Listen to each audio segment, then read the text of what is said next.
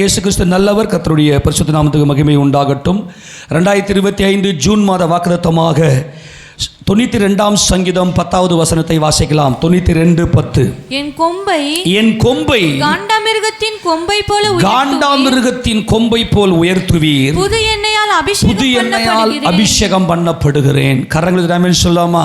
நம்முடைய ஆண்டவராக தேவன் நம்முடைய கொம்பை காண்டாமிருகத்தின் கொம்பை போல அவர் உயர்த்துகிறார்.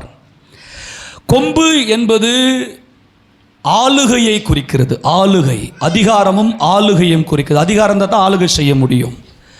நம்முடைய ஆண்டவர் இன்னைக்கு நம்மோடு கூட பேசுகிறார். சத்தியமுள்ள தேவன் வாக்குத்தத்தங்களை கொடுத்து நம்மை உயர்த்துகிறார்.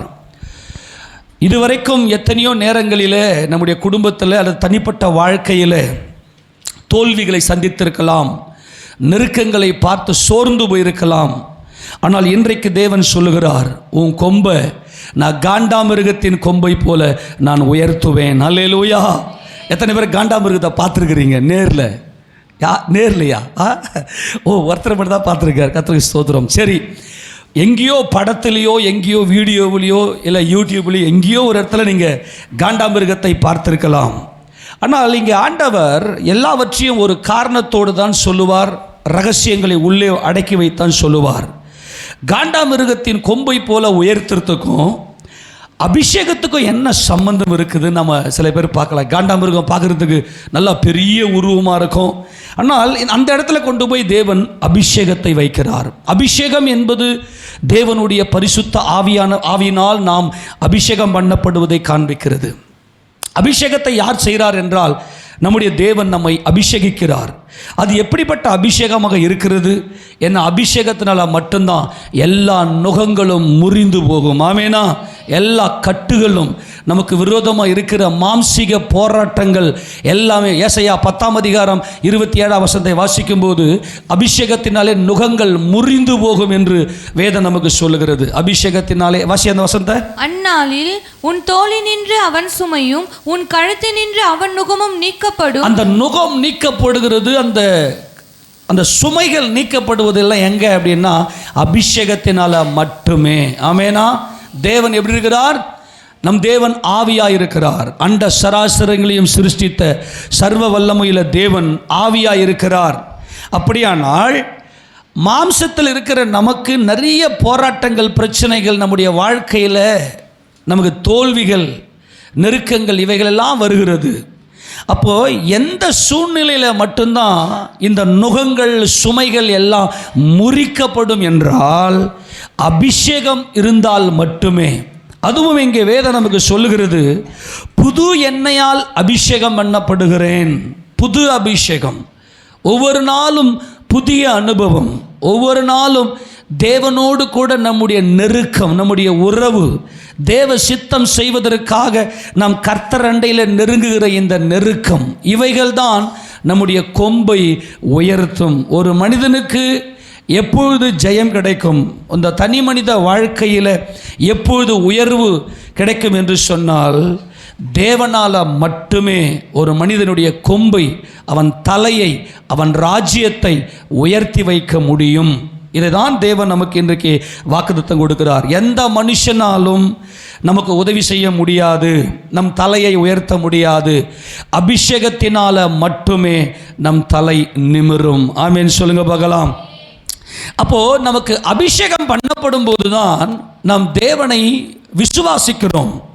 இன்னைக்கு தேவ சமூகத்தில் வந்திருக்கிற தேவ பிள்ளைகள் எல்லாரும் பரிசுத்த ஆவியினாலேயே அன்றி வேறு ஒருவராலும் கர்த்தரை இரட்சகராக ஏற்றுக்கொள்ள முடியாது என்று வேதம் நமக்கு சொல்லுது. அப்போ பவுல் சொல்றார், பரிசுத்த ஆவியினால மட்டும்தான். அந்த வசனத்தை வாசிக்க பார்க்கலாம். 1 கொரிந்தியர் 12:1 வாசிக்க பார்க்கலாம். 1 கொரிந்தியர் 12:1 வேகமா வாசி. சகோதரரே, ஆவிக்குரிய வரங்களை குறித்து நீங்கள் அறியாதிருக்க எனக்கு மனமில்லை.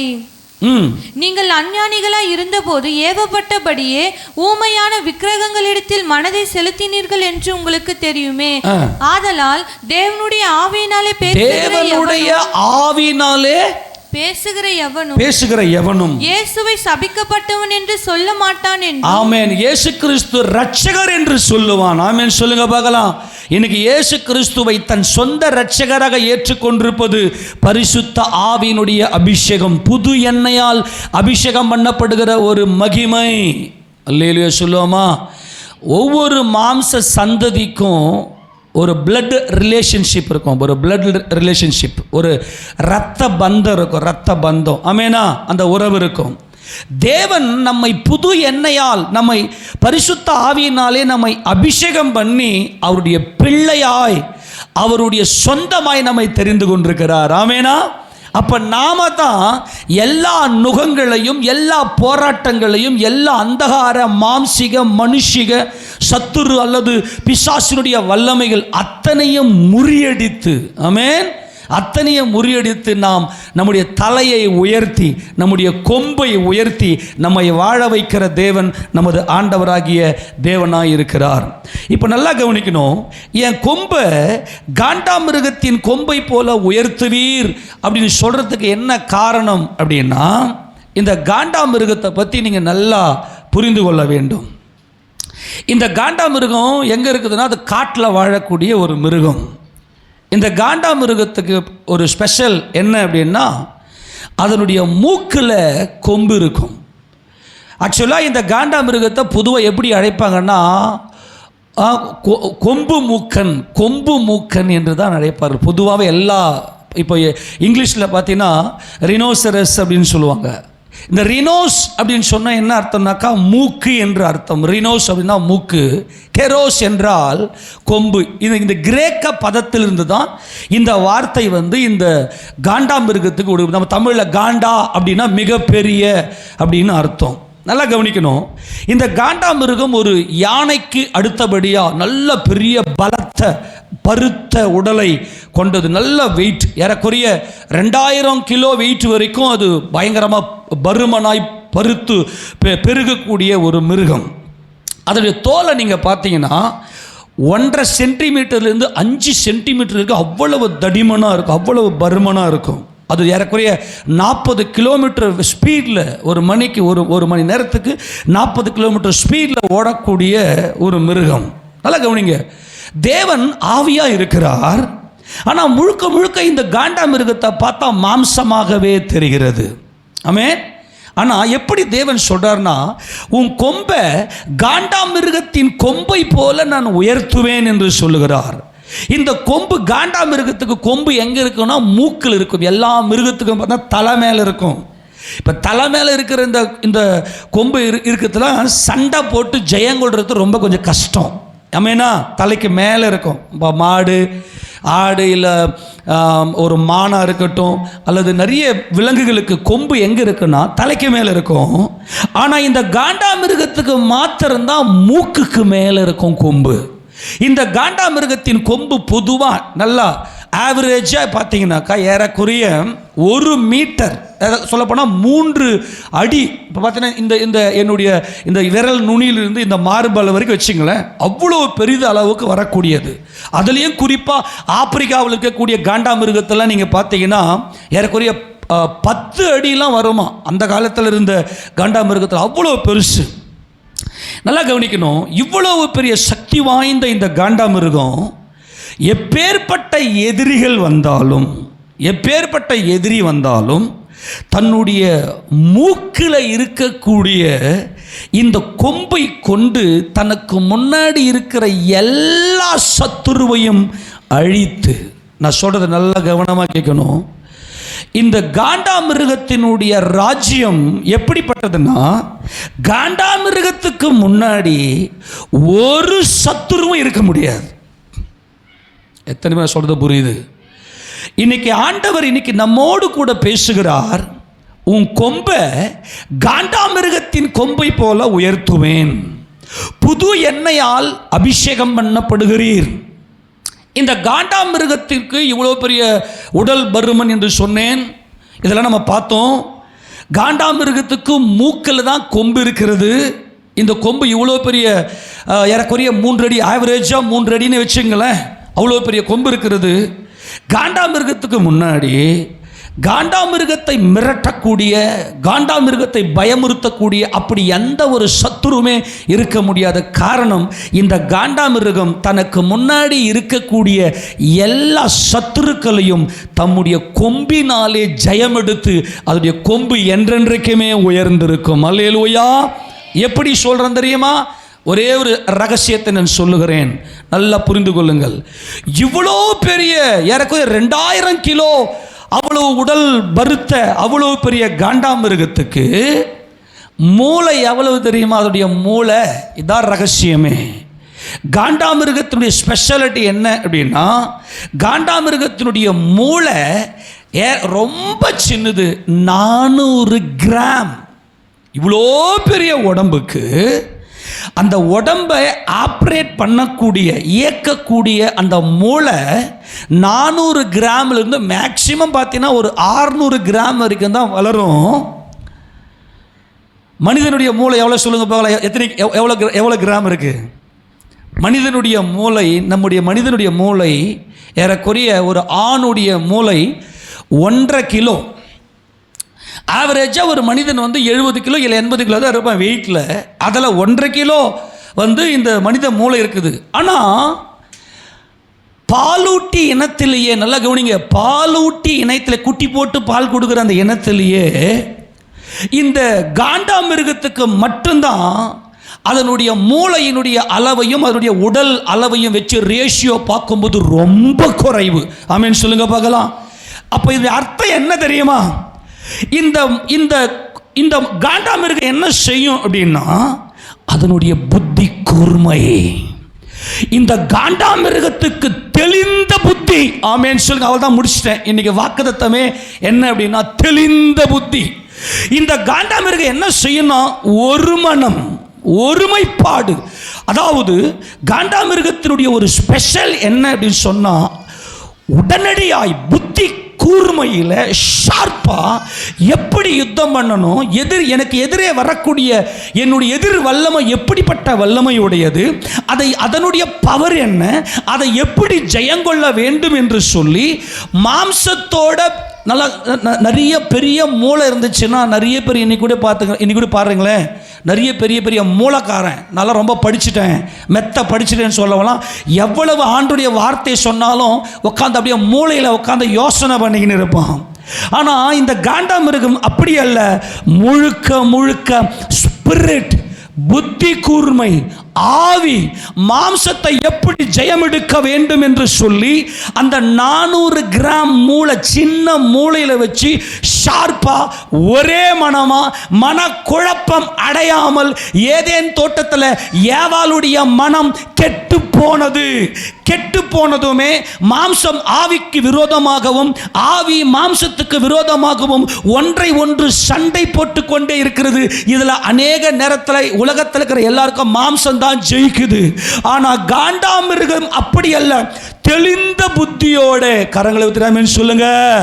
இந்த காண்டாமிருகம் தெளிந்த புத்தியோட இருமனம். இன்னைக்கும் எல்லாரும் தோற்று போகிறதுக்கு என்ன காரணம்? 2 மனசு, 2 மனம், இருமனம்.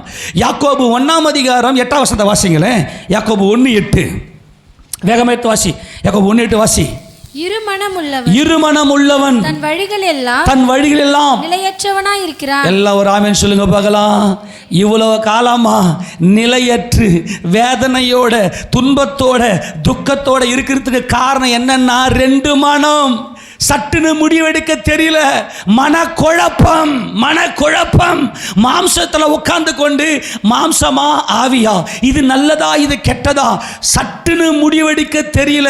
நம்மெல்லாம் காலம் தாழ்த்திட்டு உட்கார்ந்து யோசிக்கிறோம், ஐயோ அதை மட்டும் நான் செய்யாம இருந்திருந்தா, அந்த இடத்துல மட்டும் நான் போகாம இருந்திருந்தா, அதை மாத்திரம் இப்படி செய்யாம இருந்திருந்தான்னு பின்னாட்களிலே உட்கார்ந்து யோசிக்கிறோம். வயசான பிற்பாடு தான் எல்லாமே மைண்ட்ல வருது. ஐயோ என் வாழ்க்கையில் நான் தவறிட்டேனே. ஏனென்றால் மனிதன் இருமனம் உள்ளவனாய் இருக்கிறான். அவனால் ஸ்பிரிட்ல நல்ல வழி எது என்று அறிந்து கொள்ள முடியவில்லை. ஆனால் காண்டாமிருகம் எப்படிப்பட்டதுன்னா, புத்தி கூர்மையுடையது, மன தெளிந்த புத்தி தான் காண்டாமிருகம். அதனால தனக்கு முன்னாடி இருக்கக்கூடிய போராட்டத்தை, தனக்கு முன்னாடி இருக்கக்கூடிய சத்துருவை, தனக்கு முன்னே இருக்கக்கூடிய பலன் எப்படிப்பட்டது என்பதை அவ்வளவு ஷார்ப்பா, அவ்வளவு ஷார்ட்ல, அவ்வளவு புத்தி கூர்மையோட முடிவெடுத்து தன்னுடைய கொம்புல, தன்னுடைய மூக்கில் இருக்கக்கூடிய கொம்புல அது குத்தி மோதி எல்லாவற்றையும் அதம் பண்ணி ஜெயம் எடுக்கும். எல்லா ஒரு கரத்தில் சொல்லாமா? இந்த காண்டாமிருகத்தின் எல்லைக்குள்ள எந்த ஒரு சத்துருவும் இருக்கவே முடியாது. ஏனென்றால் காண்டாமிருகம் மூக்கில் தான் பவர் இருக்கிறது. மணவாட்டிக்கு பவரே மூக்கில் தான். ஆமென் சொல்லுவோமா? என் மணவாளியே, உன் மூக்கின் வாசனை கிச்சிலி பழங்களின் வாசனையா இருக்கிறது. இந்த மணவாட்டி தான் காண்டாமிருகம். இந்த மணவாட்டி மன தெளிவு உள்ளவள். அல்லேலூயா. இந்த மணவாட்டினுடைய வாசனை சகல கந்த வர்க்கங்களின் வாசனைக்கு ஒப்பாயிருக்கிறது. இந்த மணவாட்டினுடைய வஸ்திரத்தின் வாசனை லீபனோனின் வாசனையை போல் இருக்குது. லீபனோனின் வாசனை என்பது சியோன் மலையில ஆளுகை செய்கிற பரிசுத்த வாசனை. இந்த மணவாட்டினுடைய மூக்கில் தான் பவர். ஏன்னா இந்த மணவாட்டி வாசனை கண்டுவிட்டால் என்னது? தேவனுக்கு பயப்படுகிற பயம் யாருக்கு உகந்த வாசனையா இருந்தது? இவரே என் நேசர், என் ஆண்டவராக இயேசு கிறிஸ்துவே என் நேசர், இவருக்கு மட்டும்தான் தேவனுக்கு பயப்படுகிற பயம் உகந்த வாசனையா இருந்தது. இவர் எனக்காக பலியாகி தேவனுக்கு சுகந்த வாசனையான பலியாக தம்மை ஒப்பு கொடுத்தார் என்று தம்முடைய மூக்கின் வாசனையில, பரிசுத்த வாசனையில அவர் முகர்ந்தெடுத்தால் என்று பார்த்தோம். எத்தனை பேர் சொல்றது புரியுது? ஆக காண்டாமிருகத்தினுடைய பலன் என்பது மணவாட்டி சபையினுடைய பலன். ஆமென் சொல்லுங்க பார்க்கலாம். போன வெள்ளிக்கிழமை தானே பார்த்தோம். ஆமெனா? மணவாட்டிக்கு மூக்கில் தான் பவர், இந்த காண்டாமிருகத்துக்கு மூக்கில் தான் பவர். நல்லா கவனிங்களேன். இப்போ கூட நீங்க பார்த்தீங்கன்னா நிறைய இடங்களில் மனதை ஒருமுகப்படுத்துங்க அப்படின்னு சொல்லிட்டு என்ன பண்ணுவோம்? 2 கண்ணு இருக்குது நமக்கு இல்லையா? 2 கண்ணு. இந்த கண்ணுக்கு முன்னாடி, நமக்கு முன்னாடி ஒரு ஒரு ஒரு பொருளை, ஒரு ஆப்ஜெக்டை வச்சுட்டு ரெண்டுத்தையும் அப்படியே ஃபோக்கஸ், 2 கண்ணையை வச்சு இந்த ஒரு ஆப்ஜெக்டை ஃபோக்கஸ் பண்ணும். அதுதான் மூக்கு. இப்போ கூட மனிதனுக்கு 2 கண்ணு இருக்கு, 2 வழி. நீதிமொழி 28:18 வாசிங்களேன். நீதிமொழி 28:18. உத்தமி என்றால் ஒருத்தியே, கன்னியருக்கு தொகை இல்லை. என் புறாவோ என் உத்தமியோ ஒருத்தியே. வாசிப்பலாம். உத்தமனாய் அந்த ஒரு வழியில மன தெளிவுல நடக்கிறவன் ரட்சிக்கப்படுவான். மாறுபாடான இரு வழியில் நடக்கிறவனோ ஒன்றிலே விழுவான். ஏன் இன்னைக்கு விழுந்து போறோம்? எல்லாம் கவனிக்கிறீங்களா? ஏன் இன்னைக்கு விழுந்து போறோம்?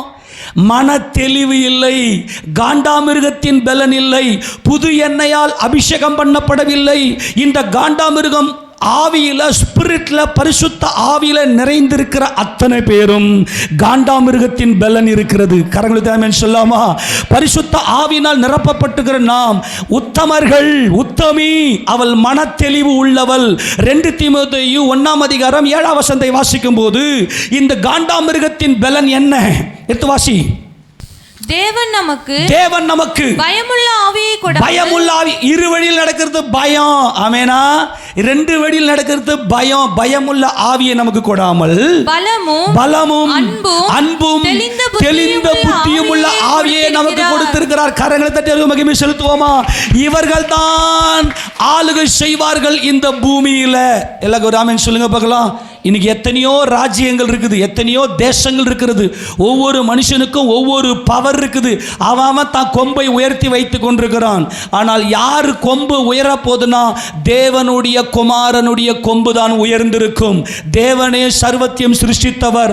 அவருக்கு மட்டும்தான் காண்டாமிருகத்தின் பலன், காண்டாமிருகத்தின் கொம்பின் பலன், காண்டாமிருகத்தின் பலன் இருக்கிறது.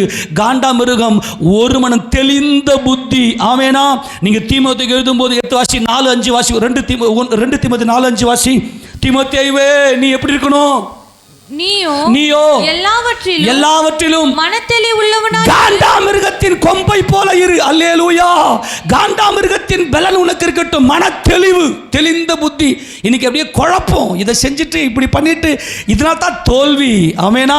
எங்க எதை செய்யணும் தெரியாம மாறி மாறி பண்ணிட்டு எல்லாவற்றிலும் தோல்வி அடைகிறோம். இப்போ தேவன் என்ன சொல்றாருன்னா, இந்த உலகத்தில் எத்தனையோ ஜனங்கள், ஒவ்வொரு மனிதனும் இந்த பூமியில நான் தான் ராஜான்னு சொல்லி தான் கொம்பை உயர்த்தி கொண்டிருக்கிறான். ஆனால் யாருடைய கொம்பு உயரும் என்றால் தேவனுடைய பிள்ளைகள். ஆமென் சொல்லுங்க பார்க்கலாம். தேவனால் அபிஷேகம் பண்ணப்பட்ட பிள்ளைகள், அவர்களுக்கு மட்டும்தான் காண்டாமிருகத்தின் பலன் இருக்கிறது. அவர்கள் தான் தெளிந்த புத்தி உடையவர்கள். இந்த யாக்கோபு தெளிந்த புத்தி உடையவர். இந்த யாக்கோபோடு கூட பிறந்த யாசா மனக்குழப்பவாதி. இந்த யாசாவை மேற்கொண்டு தனக்குள் இருக்கக்கூடிய எல்லா மனக்குழப்பத்தை மேற்கொண்டு தேவனை முகமுகமாய் பார்க்கிறது தான் யாக்கோபுடைய அபிஷேகம். ஆமென் சொல்லாமா?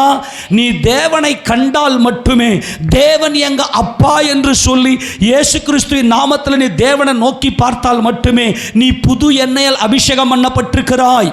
நீ புது எண்ணெயால் அபிஷேகம் பண்ணப்படுவது என்பது ஒவ்வொரு நாளும் ஆவியில புது அனுபவம், புது வெளிப்பாடுகள், தேவனை குறித்த தேவ ரகசியங்கள், தேவனுடைய குணாதிசயங்கள், தேவனுடைய வல்லமை, இதை எல்லாவற்றையும் அறிந்திருப்பதான் இந்த புது எண்ணெயால் அபிஷேகம் பண்ணப்படும். புத்தி கூர்மை ஷார்ப்பா, எந்த ஒரு மனக்குழப்பமும் இல்லாமல். காண்டாமிருகத்தினுடைய பலனே அதுதான். தன்னுடைய எதிரி எப்பேற்பட்ட எதிரியா இருந்தாலும் அவ்வளவு ஷார்ப்பா, மாம்சத்தோடு ரத்தத்தோடு போராடாம. கலாத்தியர் 1:16 பவுல் சொல்றாரு, எடுத்து வாசிமா. கலாத்தியர் 1:16 தேவன் எனக்கு இந்த ஊழிய அழைப்பை கொடுத்த போது நான் மாம்சத்தோடு ரத்தத்தோடு யுத்தம் பண்ணல, போராடல. வாசி. தம்முடைய குமாரனை நான் புறஜாதிகளிடத்தில் சுவிசேஷமாய் அறிவிக்கும் பொருட்டாக அவரை எனக்குள் வெளிப்படுத்த பிரியமாய் இருந்தபோது உடனே நான் மாம்சத்தோடு ரத்தத்தோடும் யோசனை பண்ண. இதுதான் காண்டாமிருகத்தின் பலன். கையை ஊத்தாமேன்னு சொல்லாமா? ஊழியத்துக்கு அழைச்சிட்டாரு, போலாமா போகக்கூடாதா, உலகம் என்ன இழுக்குது, இப்படி நான் கொஞ்ச நேரம் வேலை செஞ்சுட்டு அப்புறமா நான் ஊழியத்துக்கு வரட்டுமா, இல்லைன்னா இந்த காரியத்தை முடிச்சுட்டு அப்புறம் இப்படி குழப்பம். வீடு கட்டலாமா வேணாமா, வேலைக்கு போகலாமா வேணாமா, இதை செய்யலாமா வேணாமா, இப்படியெல்லாம் இல்லாம எனக்குள்ள தேவனுடைய அபிஷேகம், புது எண்ணெயின் அபிஷேகம் எனக்குள்ள இருக்கிறது. காண்டாமிருகத்தின் பலன் இருக்கிறது. எனக்கு முன்னாடி இருக்கிற எல்லா மாம்சத்தையும் குத்தி கிழிப்பேன். அல்லேலூயா. இதாயா அபிஷேகம் பண்ணப்பட்ட தேவ பிள்ளைகள். ஆமேனா? இந்த உலகம் யாருடையது என்றால் தேவனுடையது. இந்த உலகத்தை யார் ஆளுகை செய்ய வேண்டும் என்றால் புது எண்ணெயால் அபிஷேகம் பண்ணப்பட்ட தேவ பிள்ளைகள். அதாவது காண்டாமிருகத்தின் பலன் இருக்கிற பிள்ளைகள் தான் இந்த உலகத்தை ஆளுகை செய்ய வேண்டும். அதுதான் மேசியா, அதுதான் இயேசுராஜா. அவர் தேவனை அறிந்தவர், அவர்தான் காண்டாமிருகத்தின் பலன். இயேசு கிறிஸ்துவே காண்டாமிருகத்தின் பலன். அவரே புத்தி கூர்மையுடையவர், அவரே மன தெளிவுடையவர். நான் எப்போதும் என் பிதாவின் சித்தத்தை செய்கிறவர் என்று தம்மை ஒப்பு கொடுத்தவர். ஆமென் சொல்லுவோமா? இந்த காண்டாமிருகம் என்ன செய்யும்னா, தான் எல்லையில் எதிரிகளை வைத்திருக்காது. என்னன்னைக்குமே காண்டாமிருகத்தினுடைய ஆட்சி மட்டுமே உயர்ந்திருக்கும். ஏன்னா காண்டாமிருகம் மன தெளிவு. எல்லா வாய்த்தன்னு சொல்லுங்க. காண்டாமிருகம் என்ன? மனவாட்டி யாரு? மனத்தெளிவு உள்ளவள், புத்தி கூர்மை உடையவள். தான் மூக்கின் வாசனை, அவள் ஒரு மனம். மூக்கின் வாசனை நல்ல நம்ம ஏற்கனவே பார்த்த வெள்ளிக்கிழமை. ஒவ்வொரு மனுஷனையும் அடையாளப்படுத்துறது எது? மூக்கு தான் உன்னை, உன் அழகே எதில் இருக்குன்னா மூக்கில் தான் இருக்குது. மூக்கை எடுத்துருங்களேன். நீங்கள் யாருன்னா நீங்கள் எதனா இந்த மூக்கை மட்டும் செய்யுங்க, அதெல்லாம் வேணாம். மூக்கை மட்டும் அப்படி எடுத்துகிட்டு பாருங்கள், உங்களுக்கு அடையாளமே தெரியாது. இந்த மூக்கு தான் ஒரு மனம். இதான் காண்டாமிருகம். ஆமேனா? இந்த ஒரு மனம், உன்னுடைய மனம் இரு வழியில் நடக்கக்கூடாது, குழப்பத்துக்கு போகக்கூடாது. அது பரிசுத்த ஆவியினுடைய அபிஷேகத்தில் மட்டும்தான் உனக்கு இந்த பலன் கிடைக்கும். காண்டாமிருகம் என்னைக்குமே அதன் கொம்பு உயர்ந்தே இருக்கும். ஆமேன் சொல்லாமா?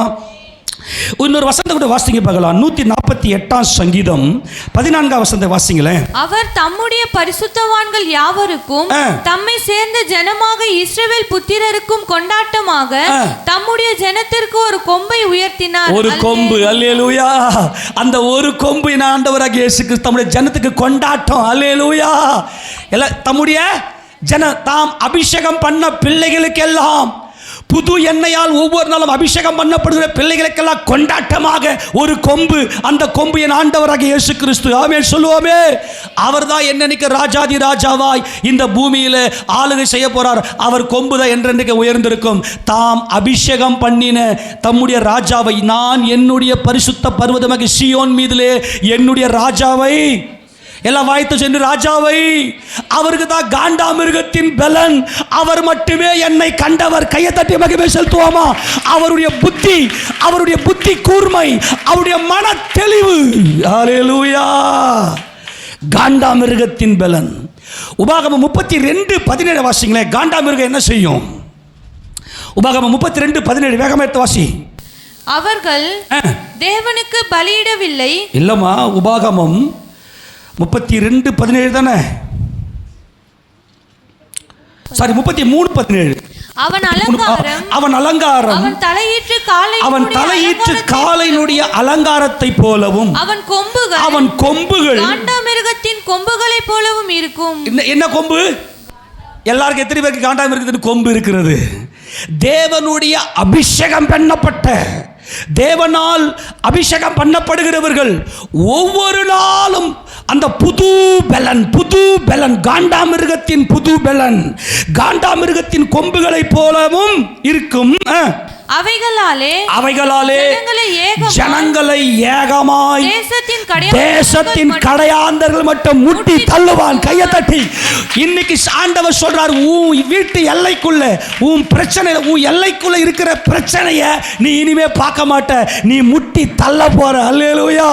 காண்டாமிருகத்தின் கொம்புக்கு முன்னாடி, காண்டாமிருகத்தின் பலத்துக்கு முன்னாடி ஒன்னு நிற்க முடியாது. ஏன்னா அது முழுக்க ஸ்பிரிட். அல்லேலூயா. அது ஆவி, அது தேவ பலன். அந்த தேவ பலன் என் ஆண்டவராகிய இயேசு கிறிஸ்து. ஆமென். உன் எல்லையில பிரச்சனை இனிமே இருக்காது. எத்தனை பேர் விசுவாசிக்கிறீங்க? இதை தான் இன்னைக்கு ஆண்டவர் சொல்றார். என்ன ஆண்டவரே, என் பிரச்சனை முடிஞ்ச மாதிரி தெரியலையே, நானும் ஓடுறேன், சுத்துறேன், என்னென்னமோ பண்றேன், என் பிரச்சனை என் எல்லையில இன்னமும் இருக்குது.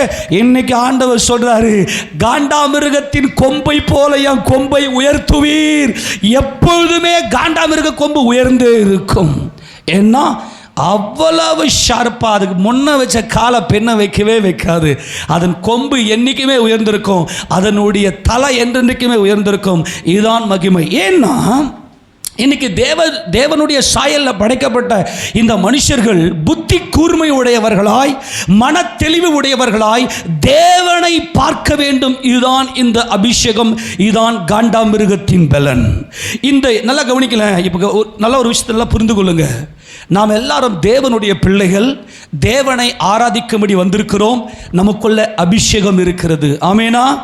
ஆக இந்த சத்தியத்தின்படி நம்முடைய எல்லையில் இனி சத்துருவே இருக்க மாட்டான். எனக்கு முன்னாடி ஒரு சத்துருவும் கிடையாது, நான் மட்டுமே உயர்ந்திருப்பேன். மேசியாவாகிய இயேசு கிறிஸ்து மட்டும்தான் இந்த உலகத்தில் ஆளுகை செய்வார். அவர் தலை, அவர் கொம்பு தான் என்றென்றைக்கும் உயர்ந்திருக்கும். ஆமேனா? இன்றைக்கு நாம் எல்லாருக்குள்ளுமே இந்த காண்டாமிருகத்தின் பலன் இருக்குது. எத்தனை பேர் விசுவாசிக்கிறீங்க? நல்லா கவனிங்க. இந்த காண்டாமிருகத்தின் பலன் என்பது அபிஷேகம் பண்ணப்பட்ட தேவ பிள்ளைகள். ஆமேனா?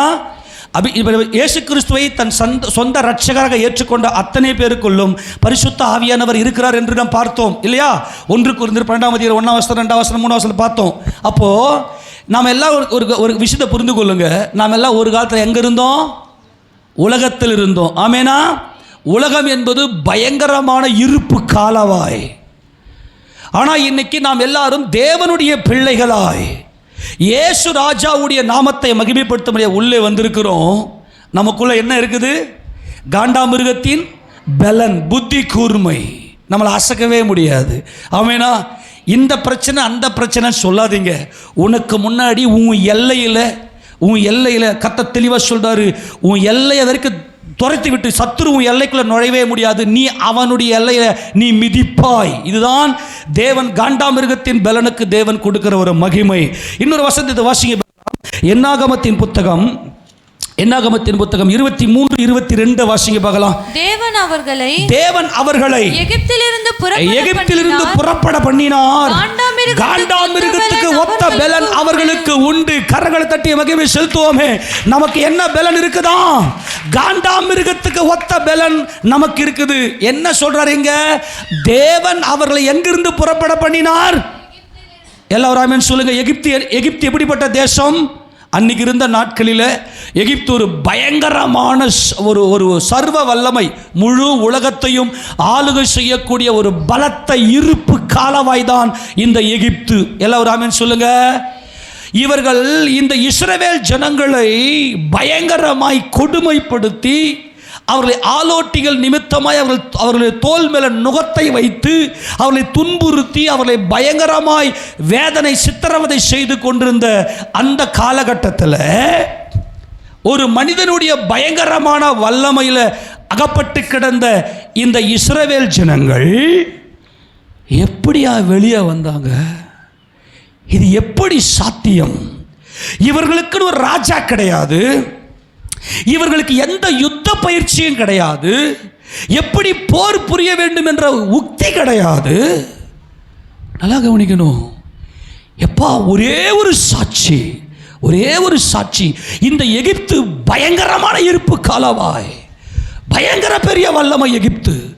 இந்த எகிப்தை விட்டு தேவன் அவர்களை எகிப்திலிருந்து புறப்பட பண்ணினார். இவர்களுக்கு காண்டாமிருகத்துக்கு ஒத்த பலன் இருக்கிறது. யாருக்கும் புரியலையா? நீங்கள்லாம் ஒரு காலத்தில் எங்கே இருந்தீங்க? எகிப்து என்கின்ற உலகத்தில் இருந்தீங்க. அந்த பாவ அடிமைத்தனம், அந்த பாவத்தின் வல்லமை உங்களை மேற்கொண்டு சடங்காச்சாரங்கள், அந்த உலக வழிகள், இருமனம், இரண்டு வழிகள், அந்தரங்கத்தில் ஒரு வாழ்க்கை, வெளியே ஒரு வாழ்க்கை, ஒரு பொல்லாத வாழ்க்கையில் உலகத்தில் இருந்தோம். எப்படி வெளியே வந்தீங்க? நான் கேட்குற கேள்வி புரியுதா? உங்களுக்குள்ள என்ன இருக்குது? யாரை கையை தட்ட மாட்டீங்களா? கரங்களை தட்டி எல்லாம் உற்சாக பலத்தோடு, இவர்கள் எகிப்திலிருந்து தேவன் இவர்களை புறப்பட பண்ணினார். இவர்களுக்குள்ள என்ன இருக்குது? இவர்களுக்குள்ள அபிஷேகம் இருக்கிறது. எகிப்தில் இருக்கக்கூடிய இஸ்ரவேல், நல்லா கவனி, இஸ்ரவேல் பிழைப்புக்காக ஒரு குடும்பமாய் 70 பேராய் ஒரு குடும்பம் மட்டும்தான் எகிப்துக்கு போச்சு பிழைப்புக்காக. நல்லா கவனிக்கணும், பிழைப்புக்காக போச்சு. ஆனா இந்த எகிப்துக்கு உள்ள இந்த இஸ்ரவேலர்கள் அடிமைகளாய் கிடந்தார்கள். இந்த எகிப்து என்கின்ற இருப்பு காலவாய் இவர்களை ஒடுக்கினது, இரும்பு கரம் கொண்டு ஒடுக்கினது. இந்த பிலேயாம் பார்க்கிறான், இஸ்ரவேல் ஜனங்களை சபிக்கும்படி வரான். இந்த பாலாக் என்பவன் போய் நீ இஸ்ரவேலை சபிக்கணும் வான்னு கூப்பிடுறான். நல்லா கவனிங்க, உங்க பவர். நிறைய பேருக்கு நம்முடைய பவர் என்னன்னே தெரியல. ஏதோ வந்தோம், ஏதோ போனோம், ஏதோ இருக்கிறோன்ற மாதிரி இருக்கிறீங்க. இந்த பிலேயாம் பார்க்குறான், டேய் இந்த ஜனம் எப்படா எகிப்திலிருந்து வந்துச்சு? நீ நினைச்சு பாரு, நீ எப்படி இருந்த உலகத்தில் இல்லை. என்னால் இதெல்லாம் விட்டு வெளியே, இந்த சடங்கை விட்டு வெளியே வர முடியாது. நான் இதை செஞ்சு ஆகணும், எனக்கு ஒரு கடமை இருக்குது. இப்போ கூட பாருங்க, நிறைய பேர் அந்த பாவத்தில் மாட்டிக்கின்னு வெளியே வர முடியல. ஆனால் இன்னைக்கு நீயும் நானும் எகிப்தை விட்டு வெளியே வந்திருக்கிறோம். அப்படின்னு நமக்கு இல்லை என்ன இருக்குது? ஐயோ ஆண்டவரே, நமக்கு என்ன இருக்குது? காண்டாமிருகத்தின் பலன், தேவனுடைய அபிஷேகம் நமக்குள்ளே இருக்கிறது. தேவன் நம்மை தெரிந்து கொண்டிருக்கிறார். எந்த வல்லமையும், எந்த வல்லரசும், எந்த மனித ஆட்சியும் நம்மை ஒன்றுமே செய்ய முடியாது. தேவன் இவர்களை எகிப்திலிருந்து புறப்பட பண்ணினார். இவர்களுக்குள்ளே காண்டாமிருகத்துக்கு ஒத்த பலன் இருக்கிறது. உள்ள இருக்கிற உங்களுக்கு காண்டாமிருகத்திற்கு ஒத்த பலன் இருக்கிறது. உங்க கொம்புல உன் சத்துருவை முட்டி உன் எல்லையில் இல்லாதபடிக்கு தள்ளுவ. ஏன்னா நீ அபிஷேகம் பண்ணப்பட்ட. எப்போ அபிஷேகம் பண்ணப்பட்டவங்க இவங்க? எல்லாம் கவனி. எகிப்து பயங்கரமான ரதங்கள், பயங்கரமான போர் வீரர்கள். அன்னைக்கு இருந்த நாட்களில் எகிப்து பெரிய வல்லரசு. ஆமேனா? எப்படி இந்த இஸ்ரவேல் என்ற ஒரு குடும்பம் வெளியே வந்துச்சு? இவங்களுக்கு ராஜா கிடையாது, இவங்களுக்கு யுத்த பயிற்சி இல்லை, எந்த ஒரு திறனுமே இல்லை. எப்படி வெளியே வந்தாங்க? ஆமென். எப்படி வெளியே, நீ எப்படி ரட்சிக்கப்பட்டு உள்ள வந்த? உன் பாரம்பரியம் என்ன? உன்னுடைய குடும்ப பின்னணி என்ன? நீ வளர்ந்த நீ பார்த்து பார்த்து வளர்ந்த அந்த பழக்க வழக்கங்கள் என்ன? அதை விட்டு எப்படி நீ உள்ள வந்த? எப்படி நடந்துச்சு இது? இப்போ கவனிங்க, இவன் இவன் இவன் இவன் இவன் பிள்ளையாம் பார்க்குறான். எப்படா இந்த கூட்டம் வந்துச்சு? அப்படியானால் இவர்கள் புது எண்ணெயால் அபிஷேகம் பண்ணப்பட்டவர்கள். எப்போ? உலக தோற்றத்துக்கு முன்னாடியே. கையை தட்டுங்க, இதுதான் ரகசியமே. உலக தோற்றத்துக்கு முன்னாடியே, உலக தோற்றத்துக்கு தபார் உலக தோற்றத்துக்கு முன்னாடியே அபிஷேகம் பண்ணப்பட்டவர்கள் தான் இந்த இஸ்ரவேல் ஜனங்கள். இந்த இஸ்ரவேலுக்குள்ள அபிஷேகம் இருக்கிறது. இந்த இஸ்ரவேல் நல்லா எபேசியர் 1:5 வாசிப்பகலாம். எபேசியர் 1:5 வாசி. வேகமா வாங்க. பிரியமானவருக்குள் தாம் நமக்கு தந்தருளின. இல்ல, அதுக்கு முன்னாடி 4 வசனமா? எபேசியர் 1:4. தமக்கு முன்பாக நாம் அன்பில் பரிசுத்தம் உள்ளவர்களும் குற்றமில்லாதவர்களுமாய் இருப்பதற்கு அவர் உலக தோற்றத்துக்கு முன்னே கிறிஸ்துவுக்குள் அல்லேலூயா. கரங்களை சொல்லாமா?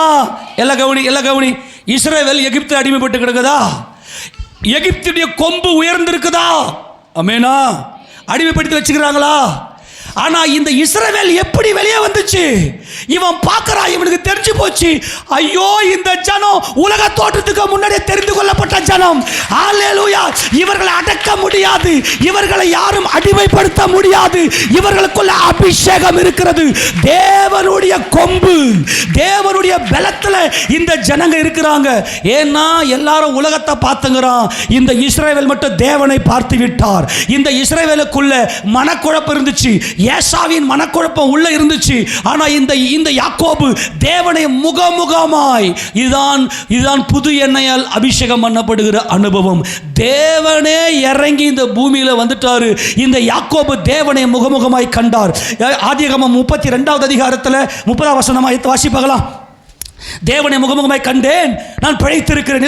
அப்பொழுது யாக்கோபு தேவனை முகமுகமாய் இல்ல, அதுக்கு மேல 28 வாசிப்பகலாம். அப்பொழுது அவர் உன் பேர் இனி யாக்கோபு எண்ணப்படாமல் இஸ்ரவேல் என்னப்படும். எல்லாரும் ஆமென் சொல்லுங்க. இஸ்ரவேல் சொல்லுங்க. ஆமென் சொல்லுங்க. இஸ்ரவேல் என்றால் தேவனுடைய இளவரசன். எப்பா நீ என்ன பண்ணிட்ட? நீ இப்ப தேவன், நல்லா கவனிங்க, தேவன் நேரா வந்திருக்கிறாரு. நல்லா கவனிக்கிறீங்களா? எல்லாரும் ஆமென் சொல்லுங்க. நீங்களாம் யாருங்க? தேவனுடைய பிள்ளைகள். உங்களுக்கு என்ன பலன் இருக்குது? காண்டாமிருகத்தின் பலன் இருக்குது. காண்டாமிருகத்தின் பலன் தெளிந்த புத்தி, தேவனை முகமுகமாய் கண்ட சந்ததி, தேவ சந்ததி. ஒரு குமாரன் தான் அப்பாவை நேரில் முகமுகமாக சந்திக்க முடியும். ஆமேனா? நீங்களும் நானும் அப்பாவை நேரில் சந்தித்த இஸ்ரவேல் என்னும் சந்ததி. நமக்கு காண்டாமிருகத்தின் பலன் இருக்கிறது. நமக்கு முன்னாடி ஒரு சத்துருவும் இருக்க முடியாது. நம்ம கொம்பு மட்டுமே உயர்ந்திருக்கும். ஆமேன் சொல்லுங்க பார்க்கலாம். இந்த உலகத்தை ஆட்சி பண்ண போகிறது யாரு? நாம தான். ட்ரம்ப் கிடையாது, புதின் கிடையாது, மோடி கிடையாது. எல்லா வல்லமையும் அழிச்சு போட்டு இயேசுராஜா நாமத்தில் இந்த பூமியை ஆளுகை செய்ய போது நாம தான். ஆமேன் சொல்லுங்க பார்க்கலாம். அல்லேலூயா. இப்போ சொல்றாரு பாருங்க, உன் பேர் இனி யாக்கோபு எண்ணப்படாமல் இஸ்ரவேல் என்றால் நீ தேவனுடைய இளவரசன், தேவனால் உயர்த்தப்பட்டவன். ஏனென்றால் நீ தேவனை முகமுகமாய் கண்டாய். தொடர்ந்து வாசிமா. தேவனோடும் மனிதனோடும் போராடி மேற்கொண்டாயே என்றார். தேவனோடு மேற்கொண்ட ஒரு அனுபவம், அதான் புத்தி கூர்மை, அதான் மன தெளிவு, தெளிந்த புத்தி, யாசாவை மேற்கொள்ளுகிற அனுபவம்.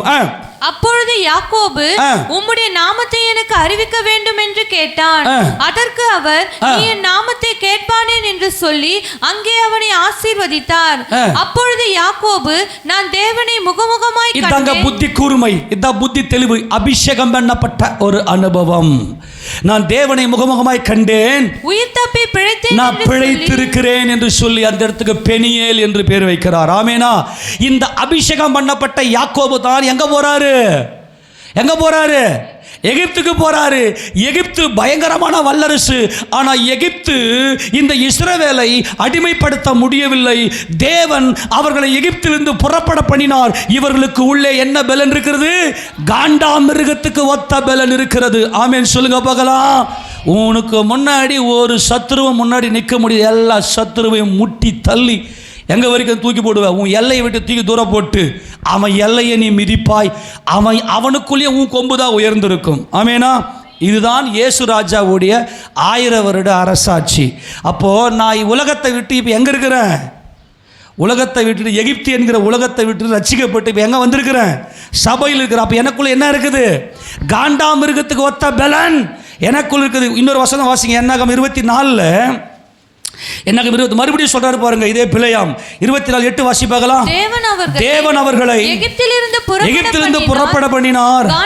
காண்டாமிருகத்துக்கு ஒத்த பலன் அவர்களுக்கு உண்டு. ஹல்லேலூயா. மறுபடியும் ஒரு காரியத்தை சொல்றாரு. இந்த ஜனங்க எப்படிப்பா இந்த எகிப்தினுடைய வல்லமை, பயங்கரமான சிற்றின்பம், பயங்கரமான ஆபாசம், பயங்கரமான உல்லாச உலகத்தை விட்டுட்டு அந்த ஒரு பிடியில, மாம்ச பிடியிலிருந்து விட்டுட்டு இந்த காண்டாமிருகத்தை போல புத்தி கூர்மையோட, தெளிந்த புத்தியோட தேவனை ஆராதிக்கும்படி வந்திருக்கிற உங்களுக்குள்ள காண்டாமிருகத்தின் பலன் இருக்கிறது. நீங்கள் அபிஷேகம் பண்ணப்பட்டவர்கள், உங்களுக்குள்ள தேவனுடைய அபிஷேகம் இருக்கிறது. ஆமேனா? உனக்கு முன்னாடி ஒரு பிரச்சனை நிற்க முடியாது. அந்த கொம்புலையே அச்சு தூக்கி துவம்சம் பண்ண போறீங்க. ஆமேனா? நல்லா கவனிக்கணும், நல்லா கவனிங்க. இப்போ தேவன் என்ன பார்க்குறாருன்னா, எகிப்து என்கின்ற உலகமெல்லாம் இப்போ இந்த உலகத்தில் ஆட்சி பண்ணக்கூடாது. தேவ பிள்ளைங்களுடைய கொம்பு தான் உயர்ந்திருக்கணும். ஆமேனா? அப்படின்னா இஸ்ரவேலுடைய கொம்பு தான் உயர்ந்திருக்கணும். உலகத்தில் வேற எந்த ராஜ்யமும் தலையை தூக்கக்கூடாது. இஸ்ரவேலுடைய ராஜ்யம் மட்டும்தான் தலை தூக்கணும். யாக்கோபுக்கு கொடுக்கப்பட்ட இந்த வாக்கு, நீ இஸ்ரவேல், நீ யாக்கோபு இல்லை, நீ இனிமே இஸ்ரவேல், நீ மனத்தெளிவுள்ளவன், நீ ஏதோமை மேற்கொண்டாய். மனக்குழப்பம், திடீர் மன எழுச்சி என்கின்ற பொல்லாத இருமனதை நீ மேற்கொண்டு தேவனை நோக்கி பார்த்து விட்டாய். இயேசு ராஜாவை, ரட்சகரை நோக்கி பார்த்து விட்டாய். இஸ்ரவேல், நீ சந்ததிடா. ஆமேனா? இது தேவனுடைய சந்ததி, நீ தான் ஆளுகை செய்வ. நல்லா கவனிங்க. தேவன் அப்படியே இஸ்ரவேலை கொண்டு வந்தார், அப்படியே எகிப்தை விட்டு வெளியே கொண்டு வந்தார். இவர்களுக்குள்ள காண்டாமிருகத்தின் பலன் இருந்துச்சு. அப்படியே தேவன் கொஞ்சம் கொஞ்சமாய் உயர்த்தி கொண்டு வந்து தாவீதுடைய நாட்களில் இஸ்ரவேலுக்கு முன்னாடி ஒரு சத்துருவும் இல்லை. இஸ்ரவேலின் எல்லைக்குள்ள ஒரு சத்துருவும் வர முடியல. எல்லா ராஜ்யங்களையும் தான் காலின் கீழே போட்டு மிதித்து வைத்து இந்த உலகத்தில் இருக்கிற எல்லா எல்லைகளின் சாவிகளையும் தாவீது கையில் எடுத்துக்கொண்டார். ஆமேனா? இஸ்ரவேலுக்கு தேவன் கொடுத்த அந்த வாக்குத்தத்தம், யாக்கோபை இஸ்ரவேல் என்று ஆசீர்வதித்த அந்த வாக்குத்தத்தம் எப்போது நிறைவேறியது என்றால், தாவீதுடைய ஆட்சி காலத்தில் எல்லா தேசத்தினுடைய சாவியும், எல்லா ஒரு சத்துருவும் இல்லை, எல்லாருடைய திறவுகோலும் தாவீதின் கையில் இருந்துச்சு. தாவீத பேரை சொன்னா எல்லா ராஜ்யமும் நடுங்கும். ஆமென் சொல்லுங்க பார்க்கலாம். ஏனென்றால் இவர்களுக்குள்ள என்ன பலன் இருக்குது? காண்டாமிருகத்துக்கு ஒத்த பலன். அதனால இவங்களுடைய கொம்பு இஸ்ரவேலுடைய கொம்பு. ஆமென் சொல்லுங்க பார்க்கலாம்.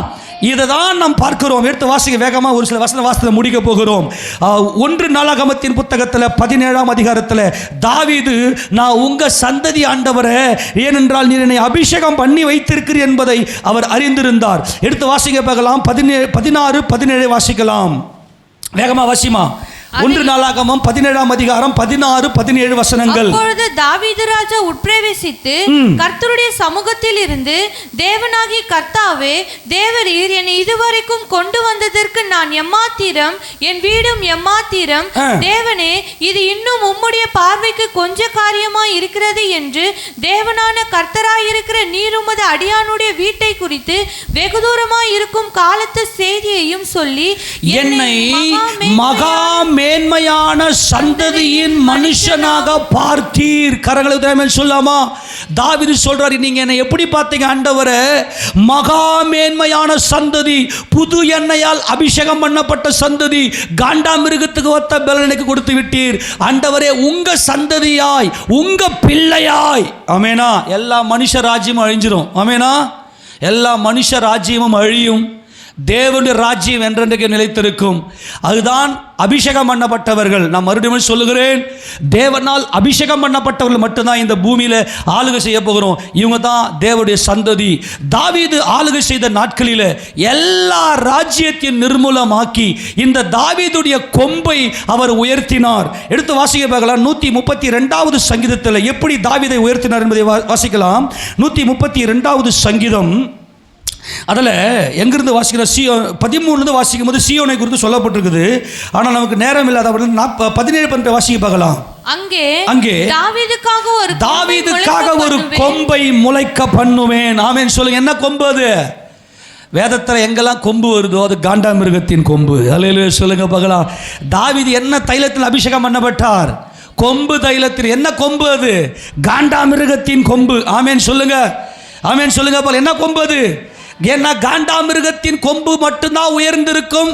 தாவீது ஆட்சி பண்ணும்போது வேற எந்த ராஜ்யமும் தாவீதுக்கு முன்னாடி மல்லு கட்டி நிற்க முடியாது. ஆமேனா? நம்ம எத்தனை புரிஞ்சு போச்சு? எத்தனை புரிஞ்சு போச்சு? உனக்கு முன்னாடி எந்த பிரச்சனையுமே நிற்காது. ஆமேனா? உன் எல்லையில பிரச்சனை வராது. ஆமேன் சொல்லுங்களேன். என்ன பிரச்சனை நீ கணக்கு பண்ணாத. உனக்கு முன்னாடி தேவன் சொல்றாரு, தாவீதுக்கு ஒரு கொம்பை முளைக்க பண்ணுவேன். நான் அபிஷேகம் பண்ணப்பட்டு தாம் அபிஷேகம். அந்த கொம்புனாவே அபிஷேகம். அல்லேலூயா. இந்த அபிஷேகம் மட்டும்தான் உன்னை ஆளுகை செய்ய வைக்கும். நீ அடிமை அல்ல, நீ ஆளுகை செய்கிறவன். ஆமென். நீ அடிமை அல்ல. எந்த பிரச்சனையை கண்டு நீ குழம்பி போய் உள்ளுக்குள்ள குத்திக்கலாம் இருக்க தேவையில்லை. நீ ஆளுகை செய்வதற்காக அழைக்கப்பட்டிருக்கிறாய். அங்கே சொல்ற அந்த கொம்பு, அந்த அபிஷேகம். ஒரு விளக்கை ஆயத்தம் பண்ணினேன். அந்த விளக்கு அணையவே அணையாது. அது அணையா விளக்கு. ஆமென் சொல்லுங்க. எத்தனை பேருக்கு புரியுது அணையா விளக்கு? அதெல்லாம் அணைஞ்சிடும். அல்லேலூயா. தேவன் நமக்கு கொடுத்துக்கிற அபிஷேகம் அணையவே அணையாது. அது நித்திய ஜீவகாலமாய் நமக்குள்ளே ஓடுகிற ஊறுகிற ஜீவ ஊற்றாய் அவர் நமக்குள்ளே இருக்கிறார். இந்த விளக்கு அணையவே அணையாது. நம்முடைய தீபம் என்றென்றைக்கும் எரிந்து கொண்டே இருக்கும். இந்த அபிஷேகம் மகிமையின் அபிஷேகம், இது வல்லமையின் அபிஷேகம், இது ஜீவனின் அபிஷேகம். தொடர்ந்து வாசிக்கும் போது, அவன் சத்துருக்களுக்கு வெட்கத்தை உடுத்துவேன், அவன் மீதிலோ அவன் கிரீடம் பூக்கும். ஏன்னா காண்டாமிருகத்துக்கு ஒத்த பலன் அவனுக்குள்ள இருக்கிறது. எல்லா எல்லையுடைய சாவி யார் கையில் இருக்கு? தாவீது கையில். எடுத்து வாசிங்க மறுபடியும் 1 நாளாகமத்தின் புத்தகம் 18 யார் யாரெல்லாம் நிர்மூலமாக்கினாரு அதை 1ஆம் வசனம் வாசிக்கும் போது, இதற்கு பின்பு தாவீது பெலிஸ்தரை முறியடித்து, 2ஆம் வசனம் அவன் மோவாபியரை முறியடித்ததினால், 3ஆம் வசனம் சோபாவின் ராஜாவாகிய ஆதாரேசர் ஐபிராத் நதியண்டையில், 6ஆம் வசனம் தமஸ்குவுக்கு அடுத்த சீரியாவிலே தானியங்களை வைத்தான். சீரியர் தாவீதை சேவித்து, எல்லாரும் சேவித்து, தாவீதை சேவித்து அவனுக்கு காணிக்கைகளை செலுத்தினார்கள். கரங்களை தட்டி அல்லேலூயா. இது உலக தோற்றத்துக்கு முன்பதாகவே தேவனால் தெரிந்து கொள்ளப்பட்ட சந்ததி, தேவனால் அபிஷேகம் பண்ணப்பட்ட சந்ததி. எப்பா, நீ எகிப்தில் இருந்தியே, நீ உலகத்தில் இருந்தியே, அப்ப கூட உனக்கு உள்ள இந்த அபிஷேகம் கிரியை செய்தது. ஆமேனா? மெய்ப்பொருளை அறியாதிருந்த காலத்திலும் என்னை மெய்யாக காத்தவருக்கு ஜெயம் ஜெயம். ஆமென். எவ்வளவு பெரிய, யாருக்குமே புல் அரிக்கலையா? அப்படியே தலையெல்லாம் ஒரு மாதிரி ஆவலையா? என்ன நடந்துச்சு? இப்போ தாவீதினுடைய கொம்பு உயர்ந்து இருக்கிறது. தாவீது காண்டாமிருகத்தின் கொம்பு. ஏனென்றால் உலக தோற்றத்துக்கு முன்னே தெரிந்து கொள்ளப்பட்டவன், உலக தோற்றத்துக்கு முன்னதாக அபிஷேகம் பண்ணப்பட்டவர்கள் நாம். தேவன் ஒரு முறை சொல்லி இதில் மறுபடியும் திருத்துவாரா? இவன் என் சந்ததின்னு உலக தோற்றத்துக்கு தெரிந்து கொண்டார். நாம பிறக்கும் போதே காண்டாமிருகத்தின் பலத்தில் தான் பிறந்தோம். ஆமெனா? ஐயோ ஆண்டவரே, அல்லேலூயா. தபார் இப்போ ஒரு காலத்தில் எகிப்தில் அடிமைப்பட்டு போய் கிடந்த இந்த இஸ்ரவேலுடைய ராஜ்யம் தாவீதின் நாட்களில் எல்லா பெலிஸ்தீனையும், எல்லா மோவாபியனையும், எல்லா அம்மோனியனையும், எல்லா சீரியாவையும், எல்லா சுற்றி இருக்கிற எல்லா ராஜ்யத்தினுடைய திறவுகோலும் தாவீதின் கையிலே அவர் ஜெயம் எடுத்து அவர் பெற்றுக்கொண்டார். தாவீதின் கொம்பு உயர்ந்தது. இந்த தாவீது தான் நமது ஆண்டவராகிய இயேசு கிறிஸ்து. தாவீதானவர் வரப்போறார். அவர் கொம்பு மட்டுமே உயர்ந்திருக்கும். ஆமெனா? 1000 வருஷம் இந்த பூமியில தேவனுடைய குமாரனாய் தம்முடைய சகோதரர்களுக்கு அவர் நீதியும் நியாயமும் செய்ய போறார். தொடர்ந்து வாசிப்பாங்க அந்த 6ஆம் வசனம். மறுபடியும் 6 வாசிமா. தமஸ்குவுக்கு அடுத்த சீரியாவிலே தானியங்களை வைத்தான். சீரியர் தாவீதை சேவித்து அவனுக்கு காணிக்கைகளை செலுத்தினார்கள். தாவீது போன இடத்தில் எல்லாம் கர்த்தர் அவனை காப்பாற்றினார். கையை தட்டுங்க. இந்த தாவீது எங்க எல்லாம் யுத்தத்துக்கு போனாரோ, எல்லைக்குள்ள நீ வரக்கூடாது முட்டி தள்ளினாரோ, தம்முடைய கொம்புல, தம்முடைய அபிஷேகத்துல, நான் தேவனுடைய பிள்ளை, அல்லேலூயா, எனக்கு முன்னாடி ஒரு பிரச்சனையும் இல்லை. ஆமென். நான் யாருடைய பிள்ளை? தேவ அபிஷேகம் எனக்குள்ளுக்கு. பாருங்க, இந்த உலகத்தில் பிரச்சனையை மேற்கொள்றது தேவ கிருபையினால் மட்டும்தான் மேற்கொள்ள முடியும். ஆமென். அபிஷேகத்தினால மட்டும்தான் எல்லா நுகங்களும் முறியடிக்க முடியும். எல்லா பிரச்சனையும் முட்டி தள்ளிட்டு எல்லாம் தாவீதினுடைய காலில் காணிக்கை கொண்டு வந்து வைக்கிறான். எல்லா தேசத்தினுடைய எல்லையுடைய சாவியும் யார் கையில் இருந்துச்சு? அப்ப யார் கொம்பு தேவன் உயர்த்தினார்? இஸ்ரவேலின் கொம்பு. இஸ்ரவேல் தேவனை முகமுகமாய் கண்டவர். நாம் தேவனை விசுவாசிக்கிறோம். நாம ஜெபிக்கிற சந்ததி. ஆமென் சொல்லுங்க பார்க்கலாம். இரவெல்லாம் ஜெபித்தார் தேவனை நோக்கி யாக்கோபு. அதனால தான் அவர் இஸ்ரவேல், நீ தேவனுடைய இஸ்ரவேலன், நீ இந்த உலகத்தை ஆளுகை செய்கிறவன், உன் கொம்பு உயர்த்தப்படும். நீங்களும் நானும் என்ன ஜெபிக்கிற ஜெப வீரர்கள். ஆமெனா. எந்த பிரச்சனைக்கும் தேவ சமூகத்தில் போய் முன்னாடி நின்று, ஆண்டவரே இப்படிப்பட்ட பிரச்சனைக்கு அப்படியே அசாதாரணமாய் எல்லா காரியத்தையும் நம்ம மேற்கொள்ளக்கூடிய வல்லமையை தேவன் நமக்கு கொடுத்திருக்கிறார். காண்டாமிருகத்துக்கு ஒத்த பலன், புத்தி கூர்மை, மன தெளிவு, தெளிந்த புத்தியோடு யுத்தம் பண்ணக்கூடிய ஒரு வல்லமை. மற்ற எல்லாமே என்ன பண்ணால் குழம்பும். கத்தி இப்படி குத்தலாமா? ஐயோ இப்படி குத்தலாம், இப்படி குத்தலாமே, இப்படி அடிக்கலாமே, இல்லை இப்படி இப்படிலாம் குழம்பிக்கின்னு இருக்கும். ஆமேனா. ஆனால் தேவ அபிஷேகம் நமக்குள் இருக்கிறபடினால நல்ல தெளிந்த புத்தி. இதுதான் மணவாட்டியினுடைய அபிஷேகம். ஆமேன் சொல்லுங்க பார்க்கலாம். அடுத்த வசனம் வாசிங்க பார்க்கலாம். 13ஆம் வசனம் வாசி. ஆகையால் தாவீது இந்த பக்கம் ஏதோம், நல்ல ஏதோம் அப்படியே பார்த்தா தெற்கு சைடு ஏதோம் தான் மனக்குழப்பவாதி. ஆமேனா. அவனை அச்சு வீழ்த்தி விட்டார் இந்த தாவீது. எல்லா அந்த மன எழுச்சி, திடீர் மன எழுச்சி எல்லாவற்றையும் மேற்கொண்டு ஏதோமியர் எல்லாரும் அவனை சேவிக்கிறவர்கள் ஆனார்கள். தாவீது போன இடத்திலெல்லாம் கர்த்தர் அவனை காப்பாற்றினார். கையை தட்டுங்களாப்பா. இதாயா உன் கொம்பு உயர்ந்திருக்கும். காண்டாமிருகத்தின் கொம்பை போல என் கொம்பை உயர்த்துவீர். புது எண்ணெயால் அபிஷேகம் பண்ணப்படுகிறேன். ஒவ்வொரு நாளும் தன்னுடைய சகோதரர்களுக்கு மத்தியில் தன் வீட்டில் முதல் முறையாக அபிஷேகம் பண்ணப்பட்டார். அடுத்தது புது அபிஷேகம் எபிரோனில் வைத்து யூதர்களுக்கு மாத்திரம், யூதா ஜனங்களுக்கு மாத்திரம் அபிஷேகம் பண்ணப்பட்டார். புது அபிஷேகம். அதுக்கப்புறம் சமஸ்த இஸ்ரேல் மேல் அபிஷேகம் பண்ணப்பட்டார். இதுதான் காண்டாமிருகத்தின் பலன். ஹல்லேலூயா. ஆடு மேய்த்து கொண்டிருந்த தாவீதை அவர் தேவனாகிய கர்த்தர் இந்த தாவீதின் கொம்பை உயர்த்தினாரே, அந்த மகிமையின் கர்த்தர் நம்மை அழைத்திருக்கிறார். அந்த மகிமையின் அபிஷேகம் நமக்குள் இருக்கிறது. நம்முடைய எல்லைக்குள்ள எதுவுமே இருக்குது. எல்லாருடைய சாவி யார் கையில் இருக்கு? யார் கையில் இருக்குது? தாவீதின் கையில். தாவீத பேரை சொன்னாவே எல்லாரும் காலில் விழுந்து கப்பங்கட்டி கொண்டிருந்தார்கள். அப்படிப்பட்டதான ஒரு உயர்வை தான் தேவன் நமக்கு கொடுத்தார். தாவீது போன இடத்துல கர்த்தர் அவனை காப்பாற்றினார். தாவீது இஸ்ரவேலையெல்லாம் ஆண்டு தன்னுடைய ஜனத்திற்கெல்லாம் நியாயமும் நீதியும் செய்தான். இதுதான் தாவீது. ஏனென்றால் அந்த நாட்களில் திறவுகள் யார் கையில் இருந்துச்சு? யார் கொம்பு உயர்ந்திருந்தது? தாவீதின் கொம்பு, இஸ்ரவேலின் கொம்பு. ஆமெனா. அதே மாதிரி தான் உலகத்தில் எத்தனையோ தேசங்கள் இருக்கலாம். அந்த தேசத்துக்கு அநேக அதிபதிகள் இருக்கலாம். எல்லா அதிபதிகளும் இயேசு ராஜாவுக்கு முன்னாடி வந்து அப்படி பணிந்து அவருக்கு காணிக்கைகளையும் வெகுமதிகளையும் செலுத்த போகிறார்கள். ஏனென்றால் அபிஷேகம் மட்டுமே என்றென்றைக்கும் மகிமையை நிலைத்திருக்கும். அது என்றென்றைக்கும் அணையாத விளக்கு. நமக்கு கொடுக்கப்பட்டிருக்கிற அபிஷேகம் என்றென்றைக்கும் நிலைத்திருக்கும். அது அணைந்து போகாது. அது நித்திய விளக்கு. ஆமென் சொல்லாமா? ஏசாயா புத்தகம் 22 வசந்த வாசிக்க பார்க்கலாம். ஏசாயா 22 தாவீதுடைய வீட்டின் திறவுகோல். ஆமென் சொல்லுங்க. யாருடைய வீட்டின் திறவுகோல்? உலகத்தில் இருக்கிற எல்லா ராஜ்யத்தினுடைய திறவுகோல் யார் கையில் இருக்குது? தாவீதின் கையில் இருக்கிறது. இதைத்தான் ஜெயங்கொண்ட அபிஷேகம் பண்ணப்பட்ட, ஒவ்வொரு நாளும் புது எண்ணெயில் அபிஷேகம் பண்ணப்பட்ட பிலதெல்பியா சபையின் தூதனுக்கு எழுதும்போது இந்த அபிஷேகத்தினுடைய பரிபூர்ணத்தோடு அவர் விளக்கப்படுத்துகிறார். எடுத்து வாசித்து முடிக்கலாம். தாவீதின் திறவுகோலை உடையவர் என்று சொல்லுகிறாரே, இது முழுக்க நமது ஆண்டவராக இயேசு கிறிஸ்து. வெளிப்படுத்தின விசேஷம் 3ஆம் அதிகாரம் 7ஆம் வசனத்தை வாசிங்க.